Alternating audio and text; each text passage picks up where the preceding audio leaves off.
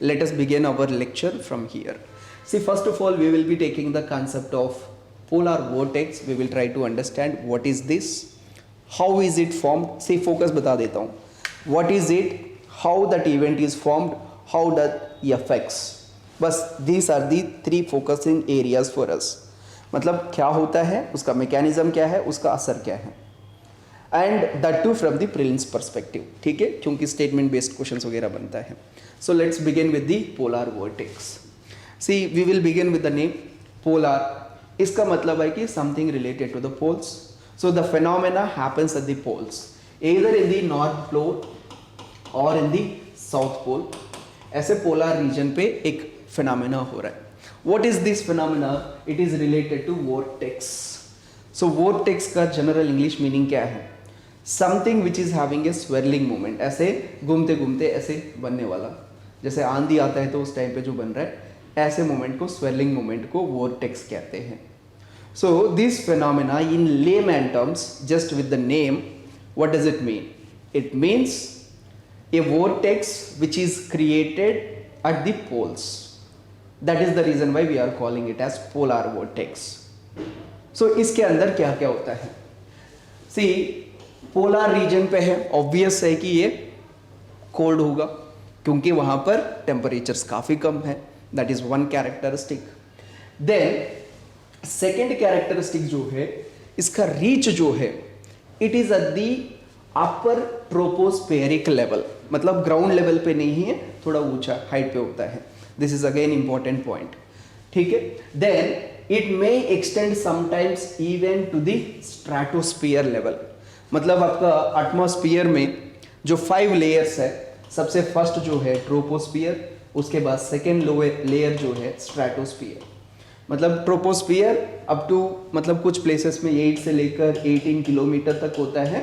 18 kilometre वो equator पे आता है because of the expansion, and poles पे अप टू 8 किलोमीटर तक जा सकता है क्योंकि टेम्परेचर कम है, डेंस एयर है, कॉन्ट्रैक्शन ज़्यादा होता है. So that means in the polar regions the vortex, ऐसे स्वर्लिंग मोमेंट जो बन रहा है, ऐसे वोर्टेक्स जो है, it can go up to stratosphere. Third characteristic जो है, it is सर्कमपोलर.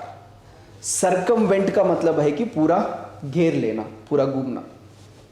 So pole region जो है उसको पूरा सर्कमवेंट कर लेता है. That means it is, if this is the pole, it covers the entire polar region in this circumventing manner. That is the fourth characteristic. And it has low pressure. अब यहाँ पर कुछ डिस्प्यूट बन सकता है if you have some no concept related चीजें. जैसे ये है, यू हैव हाई टेम्परेचर होता है तो कैसे प्रेशर बनेगा? It leads to low pressure. ठीक है, लो प्रेशर. बट यहाँ पर लो टेम्परेचर है, how came it is leading to low pressure? ये क्वेश्चन आ सकता है.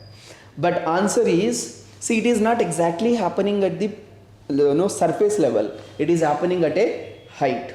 जहाँ पर एयर डेंसिटी कम होता है, जैसे हम हाइट के साथ जा रहे हैं, what happens? Air density reduces. As a result of it pressure reduces there. ठीक है, विथ हाइट प्रेशर रिड्यूसेस क्योंकि एयर कॉलम कम हो रहा है. That is the reason why we are getting low pressure.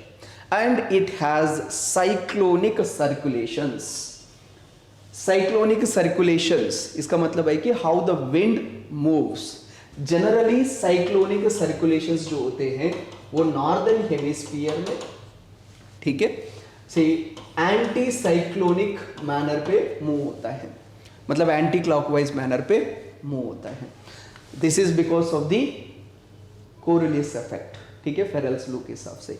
So these are all the characteristics. उस basis पे what we can say, a polar vortex is a cold swirling movement of the wind with low pressure in the center having cyclonic circulations.